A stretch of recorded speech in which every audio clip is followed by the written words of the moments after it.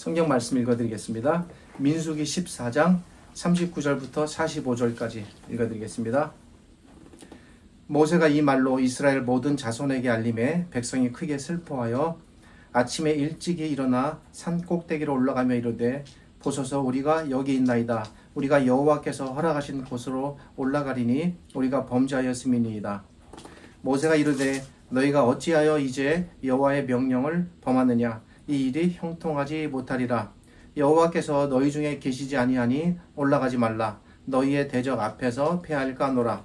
아말렉인과 가나안인이 너희 앞에 있으니 너희가 그 칼에 망하리라. 너희가 여호와를 배반하였으니 여호와께서 너희와 함께하지 아니하시리라 하나 그들이 그래도 산꼭대기로 올라갔고 여호와의 언약궤와 모세는 진영을 떠나지 아니하였더라. 아말렉인과 산간지대에 거주하는 가나안인이 내려와 그들을 무찌르고 호르마까지 이르렀더라. 오늘 이 본문을 중심으로 온전한 순종이라는 제목으로 말씀을 나누도록 하겠습니다. 계속해서 우리가 구약의 말씀을 살펴보고 있습니다. 구약의 말씀을 살펴본다고 해서 계속 구약의 순서대로 나가는 것은 아니고 조금씩 구약 안에서 왔다 갔다 할 수는 있습니다. 열왕기서와 이사야서를 살펴보고 오늘은 다시 이전으로 좀 가서 민수기를 살펴봅니다. 때는 이스라엘 백성이 요단강을 건너 가나안 땅으로 들어가기 40년 전, 그러니까 시기적으로는 애굽에서 나온 직후의 일입니다. 이스라엘 백성들은 가나안 땅 진입을 위하여 하나님의 명령을 따라 12명의 정탐꾼들을 가나안 땅으로 들여보냈습니다. 그들 입장에서는 이제 애굽에서 나왔으니 이제 남은 여정은 가나안으로 들어가는 것 뿐이니까 이렇게 여기까지는 순차적으로 큰 문제 없는 여정이었습니다. 그렇게 정탐꾼들이 다녀왔는데 다녀온 정탐꾼들은 정탐의 결과만 보고하면 되었는데 그들이 거기서 자신들이 보고 들은 것을 근거로 하나님을 평가했습니다. 정탐꾼들은 출애굽의 그 본질 자체를 훼손시킨 겁니다. 왜 하나님께서 우리를 애굽에서 나오게 하였을까? 차라리 나와서 우리는 망하게 되었다라는 관점입니다. 하나님을 원망하고 평가하고 불평했습니다. 그리고 심지어 하나님의 의도를 악평하기까지 했습니다. 하나님께서 자신들을 가나안 땅에서 죽이려 하신다고까지 말하기도 했습니다. 사람이 어떤 상황에 처하면 도저히 때로는 입에 담지 말아야 할 말까지 하게 되고 나중에 그 말을 책임져야 하는 문제로 고통을 당하게 되는데 이스라엘 백성이 좀 그런 상황에 처하게 된 겁니다. 그리고 그렇게 하나님에 대하여 극심하게 불평하고 악평한 결과는 참혹했습니다. 갈렙과 여호수아가 12명 안에 포함되었는데 갈렙과 여호수아는 이스라엘 백성을 어떻게 해서라도 설득하고 하나님께 믿음으로 나아갈 것을 강력 주장했지만 10명의 주장 앞에 그 두 사람의 주장은 묻혔습니다. 하나님께서는 갈렙과 여호수아를 제외한 정탐꾼 10명을 그 자리에서 죽이셨습니다. 그리고 이스라엘 백성은 이제 너희가 가나안 땅에 들어가지 못할 것이다. 그리고 40년간 너희는 이 광야에서 그 책임을 져야 할 것이다. 라는 선고를 하셨습니다. 여기까지가 오늘 본문 앞부분까지 내용입니다. 그 다음 이어지는 내용이 본문입니다. 정탐꾼들이 죽임을 당하고 자신들이 가나안 땅에 들어가지 못할 것이라는 사실, 적어도 40년이라면 자기들은 못 들어가는 겁니다. 그러니까 당대는 못 들어가고 후손들이 들어가는 건데 이 말을 듣자 이스라엘 백성들은 다시 또 극심한 두려움에 처하게 되었습니다. 자신들이 잘못했다고 생각했습니다. 그들은 자신들이 정말 하나님께 죄를 지었다고 생각했고 그리고 40절을 보면 자백하게 됩니다. 40절을 보면 이들이 하나님 앞에 회개의 표현을 한 것이 보입니다. 그 회개가 정말 참된 회개인지 아닌지는 일단 접어두고라도 이 40절의 이 자백은 일단 표현 자체를 놓고 볼 때는 분명한 회개의 표현입니다. 이렇게 회개한 이들은 가나안 땅을 이제 우리가 회개하였으니 하나님께서 명령하신 대로 순종하고 가나안 땅으로 들어가겠다라고 결심하게 됩니다.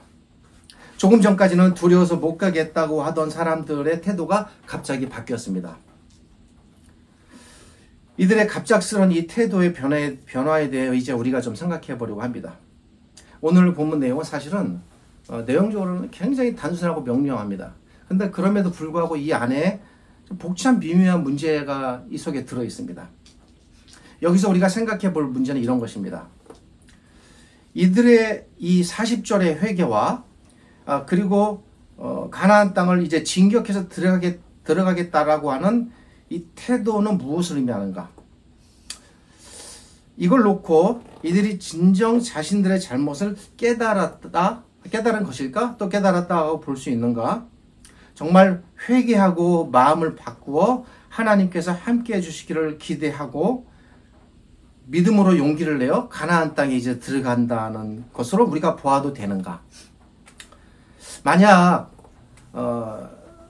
그렇게 했고 그 마음이 하나님께 받아들여졌다면 이 전쟁에서 그들은 패하지 않게 되었을 것입니다. 그런데 이 전쟁의 결과는 너무나도 뻔했습니다. 하나님께서 그 전쟁에 결코 함께하지 않으셨고 이들은 처참하게 전쟁에서 이제 망하게 됩니다. 하나님께서 그렇게 하지 않으셨습니다.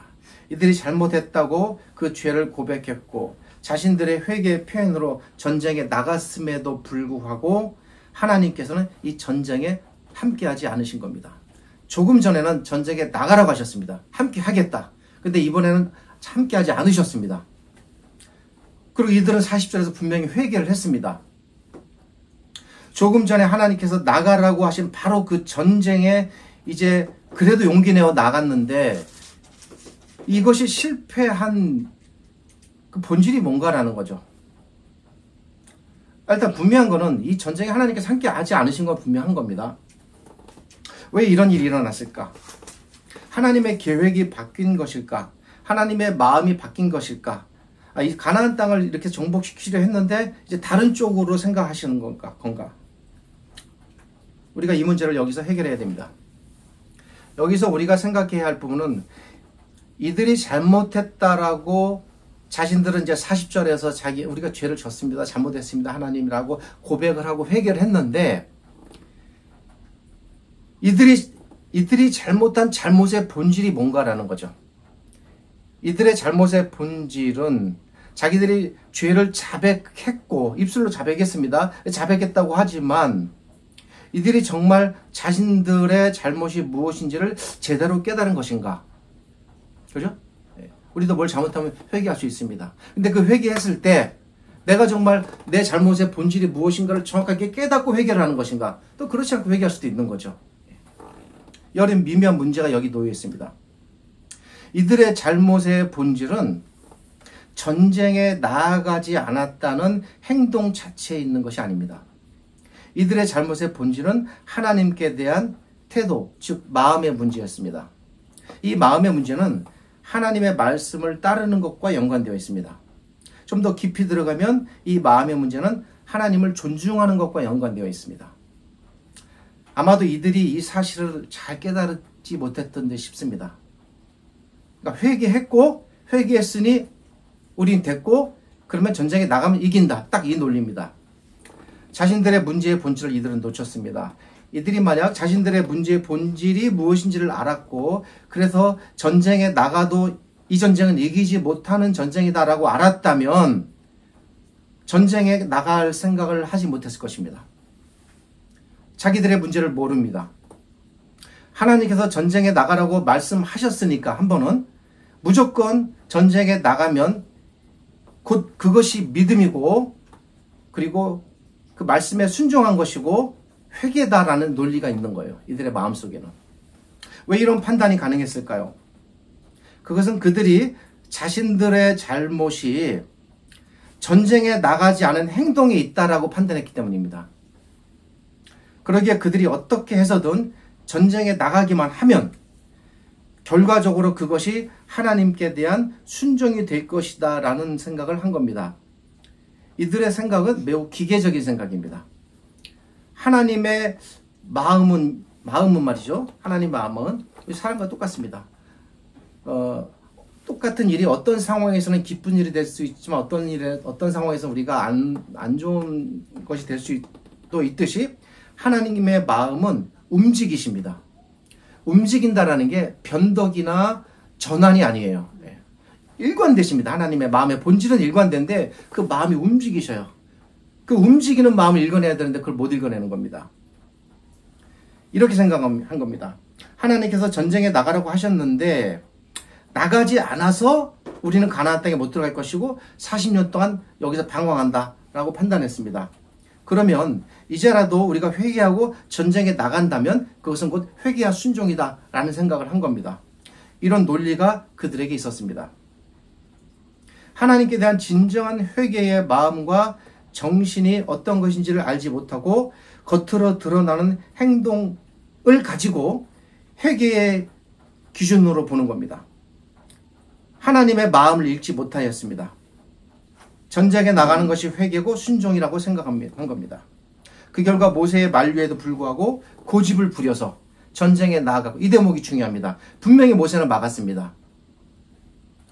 근데 자신들이 생각하는 회개의 기준이 더 우월하다고 생각한 겁니다. 그 결과 나아가고 또 다른 실패와 죽음을 불러일으켰습니다. 결과적으로 회개가 받아들여지기는커녕 또 다른 하나님의 진노를 산 결과가 되었습니다. 실패의 반복입니다.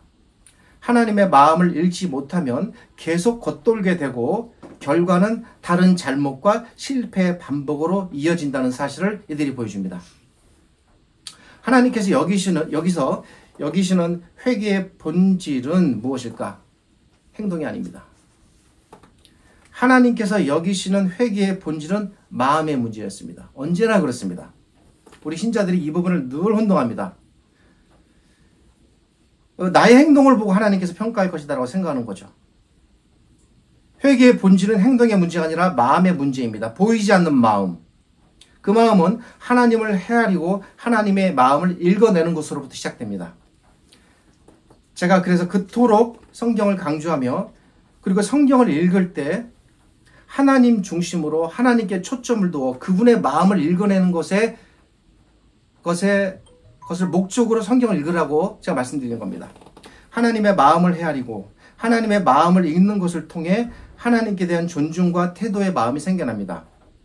하나님께서 여기시는 참된 회개란 하나님의 마음을 헤아리고 읽음으로써 그분을 존중하는 마음으로부터 시작되어야 비록 그것이 참된 회개입니다. 만약 이들이 40절에서 진정으로 하나님의 마음을 읽어내는 회개를 했다면 전쟁에 나가지 않았을 것입니다. 하나님께서 전쟁에 나가라고 말씀하셨을 때에는 하나님께서 내가 이 전쟁에 함께 하실 것이니 두려워 말고 나를 믿고 따르는 마음으로, 즉 뭡니까? 그 마음속에 하나님께 대한 신뢰와 존중의 마음이 있는 거예요. 그걸 가지고 나아가라는 것이고, 정반대로 하나님께서 이제 내가 너희에게 전쟁에 나가지 말라라고 말씀하실 때에는 하나님께서 진노하셨으므로 하나님께서 전쟁에 함께 하실 것이 않으실 것이니 그때에는 그 아픈 하나님의 마음을 헤아려 전쟁에 나가지 않는 것이 하나님을 존중하는 것이고 그것이 곧 회개로 표현된다는 거예요. 네. 사람은 우리는 그래요. 항상 어떤 하나만 딱 정해놓고 하면은 순종이고 안 하면 불순종이다. 딱 이 논리를 갖고 있습니다. 그렇지 않다는 거예요, 성경은.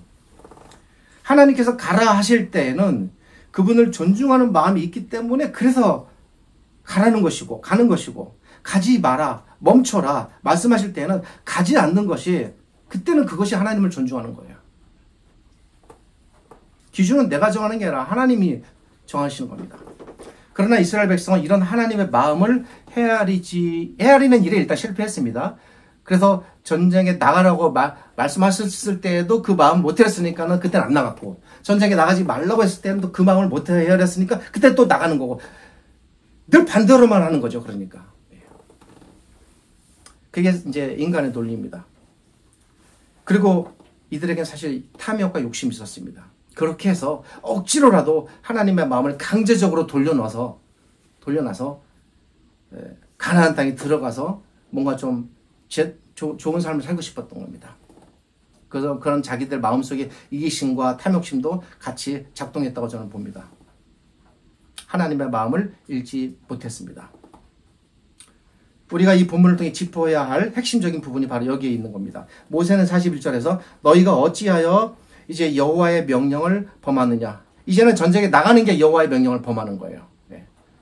이 일이 형통하지 못하리라 라고 그들을 극렬하게 막았습니다. 그리고 훗날 신명기 1장 40절부터 46절에서 당시 자신이, 그러니까 모세가 자기 자신이 이스라엘 백성을 막은 것은 모세 자기의 뜻이, 자기의 생각이 아니라 하나님께서 자기에게 개인적으로 이미 지시하셨기 때문이라는 것을 뒤에 밝힙니다. 신명기 1장 42절은 이렇게 말합니다. 여호와께서 내게 이르시되, 그러니까 하나님께서 모세에게 직접 말씀하신 겁니다. 너는 그들에게 이르기를 올라가지 마라. 싸우지 마라. 내가 너희 중에 있지 아니하리니 너희가 대적에게 패할까 하노라 라고 말씀하셨다. 하나님께서도 얼마나 다급하셨으면 모세에게 직접 말씀해서 그렇게 이스라엘 백성들에게 전하게 하셨겠습니까? 하나님께서 자기 뜻을 분명하게 알려주신 겁니다. 이런 하나님의 반대는 본문 43절에도 계속됩니다. 43절에서 하나님께서는 아말렉인과 가나안인이 너희를 멸할 것이니 여호와는 너희와 함께하지 않을 것이다. 분명히 이렇게 하나님의 뜻을 알리셨습니다. 이러한 하나님의 경고에도 불구하고 그들 입장에서는 순종이라는 가면을 쓴 또 다른 형태의 반역을 하는 겁니다. 제가 이 표현을 왜 쓰냐면, 이게 왜 가능한 표현이냐면 40절에서 그들은 분명히 순종이라는 표현으로 회개를 했어요. 하나님, 우리가 잘못했습니다. 저희 죄를 자백합니다. 저희가 회개합니다. 라고 말을 하고 전쟁에 나갔어요. 그러니까 40절의 논리를 갖고 생각하면 순종입니다. 근데 그래서 순종의 표현을 했고 순종이라는 얼굴로 나아갔는데 사실은 그 마음속에는 반역이 있는 거죠. 그러니까 순종의 탈을 쓴 반역인 거예요. 이스라엘 백성은. 순종이라는 가면을 썼어도 그 가면 속 얼굴은 여전히 전쟁에 나가지 않았을 때와 다른 게 없는 겁니다. 똑같은 겁니다. 그래서 동일한 반역이에요. 그래서 여전히 불순종이고 여전히 반역입니다. 그 결과 하나님께서 이 전쟁에서 그들과 함께 하실 수가 없는 겁니다. 하나님을 무시하고 자기들이 결정한 전쟁에 하나님께서 함께 하신다면 여전히 그들은 그런 길로 계속 갈 거예요. 그러니까 더 하나님 앞에 비신앙적인 삶으로 나아가게 되는 거죠. 그걸 막기 위해서라도 하나님도 마음 아프시지만 이 전쟁에서 지게 하시고 참혹한 죽음을 그들이 받게 하는 겁니다. 하나님의 뜻을 무시하고 자신의 방식을 정하고 그것이 순종이다라고 고집하는 듯한 순종, 이미 순종이 아닙니다. 이것은 순종이라는 이름의 또 다른 반역이에요. 제 설교의 방향과 초점이 뭔지를 잘 아시겠죠? 많은 신자들이 이 부분에서 잘못합니다. 신자들이 대놓고 하나님을 떠나고 대놓고 하나님을 욕하고 대놓고 교회를 부정하고 대놓고 복음을 부정하지 않습니다. 그들의 말들은 다 옳고 화려하고 너무나도 멋집니다. 하나님께 대한 순종은 내가 하겠다라고 해서 그 순종이 되는 것이 아닙니다, 여러분. 내가 정하면 그것이 순종이다라는 생각은 대단히 위험합니다. 순종의 기준은 내가 정하는 것이 아니라 하나님께서 정하시는 겁니다. 그러니까 순종을 하기에 앞서서 뭘 먼저 생각해야 돼요? 이것이 하나님의 기준에 맞는지 안 맞는지를 먼저 해야 되는 일이 중요하죠. 그런 거 생각 안 합니다.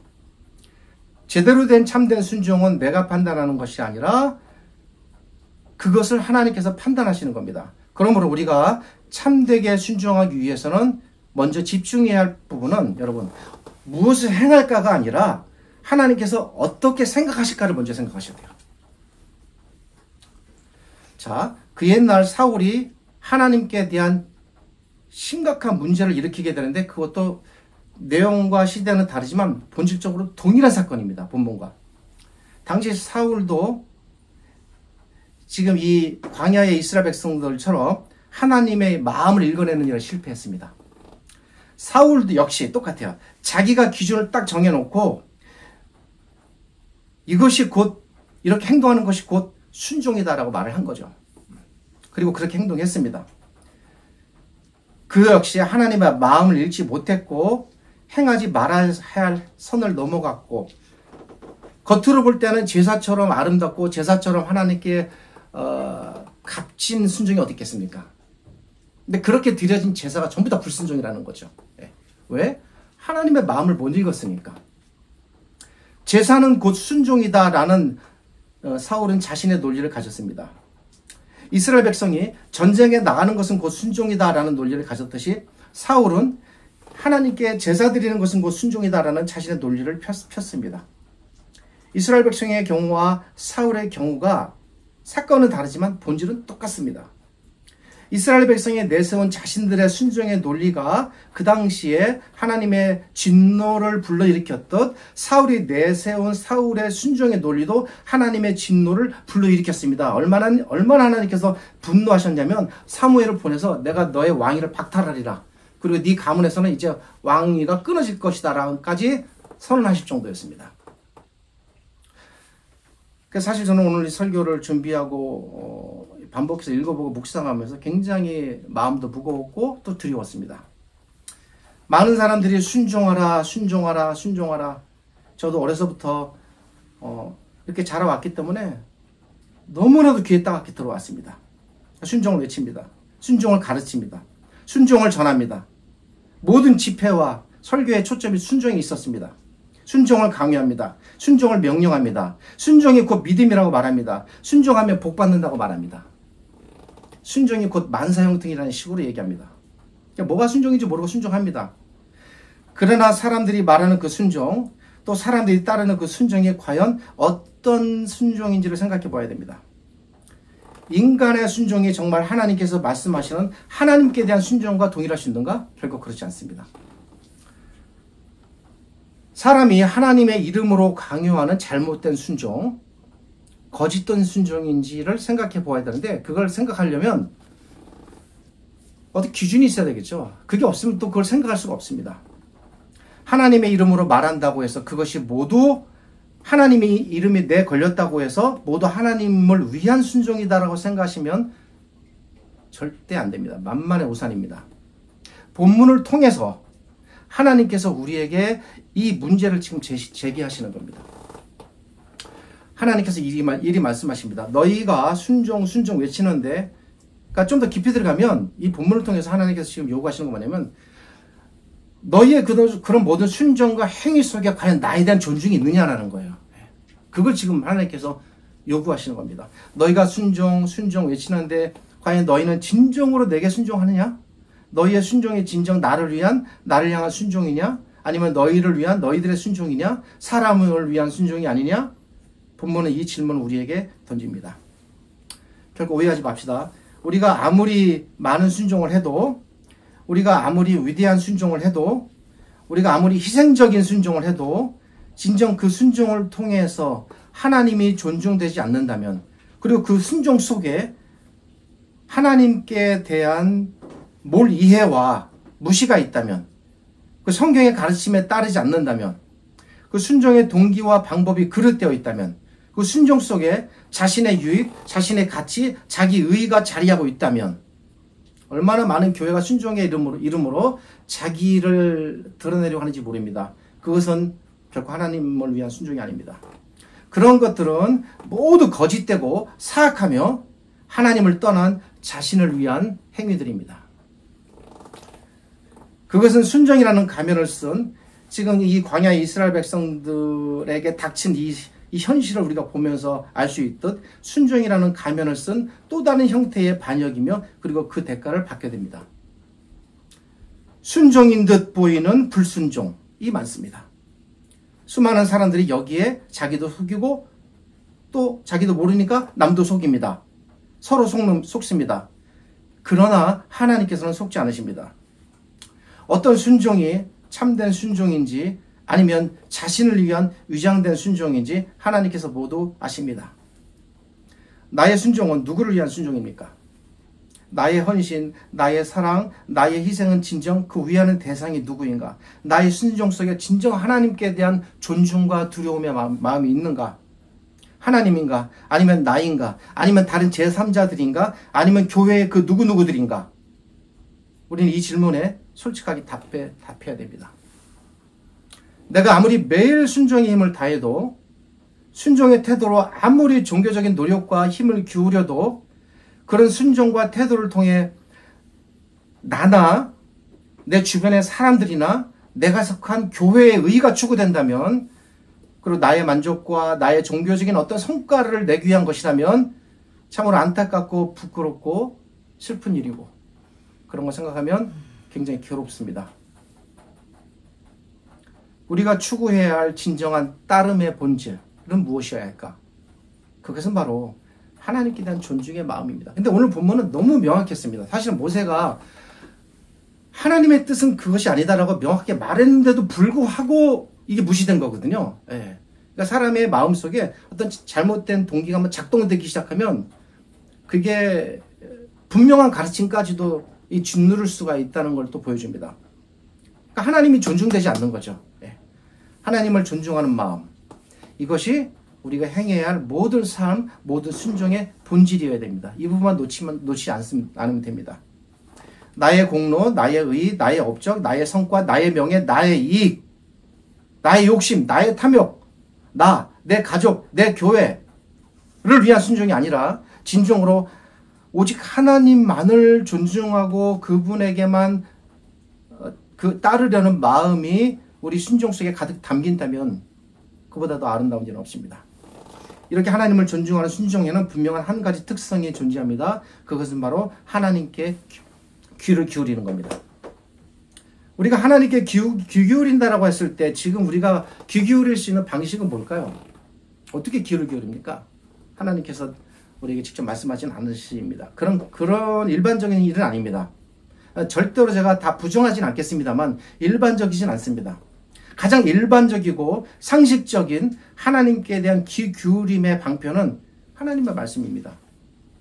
하나님의 말씀에 귀 기울이고, 그래서 그것을 통해서 하나님의 생각을 읽어내려고 부단히 노력하고, 그것을 통해서 말씀하시는 하나님의 음성에 초점을 맞추고, 그런 과정들을 통해서 하나님께서 생각하시는 그 마음이 무엇인가에 귀 기울인다면 그것 자체가 하나님을 존중하는 태도의 방식들입니다. 그게 아름다운 거예요.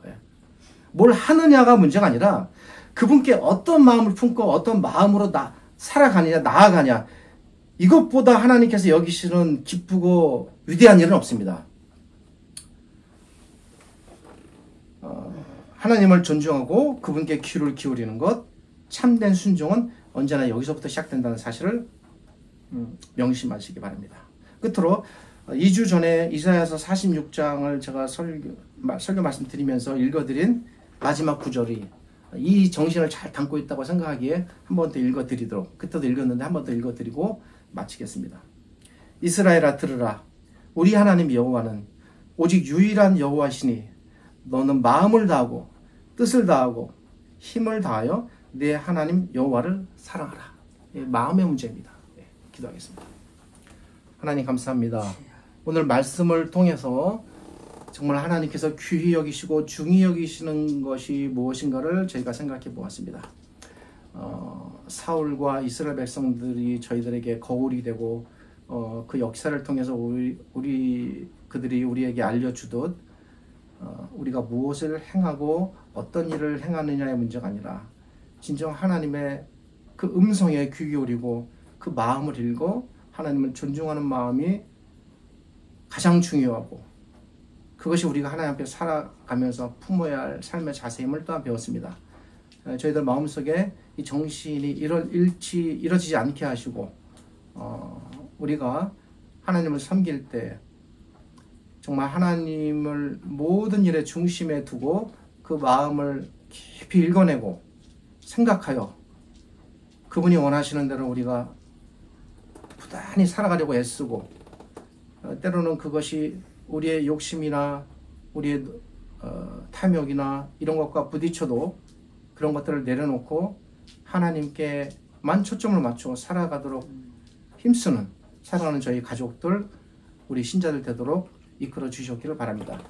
지금 우리 주님 예수 그리스도의 은혜와 저희를 지극히 사랑하시는 아버지 하나님의 크신 사랑과 오늘 이 말씀으로 저희를 바르게 지도하시고 이끌어 가시는 성령 하나님이 함께 하심이, 오직 하나님을 전심으로 존중하고 사랑하여 그 뜻을 행하고자 힘쓰는 모든 신자들에게 하나님의 함께 하심과 도우심과 그리고 복을 주시는 위로가 함께 하시기를 우리 주님 예수 그리스도의 이름으로 축복하며 기도드립니다.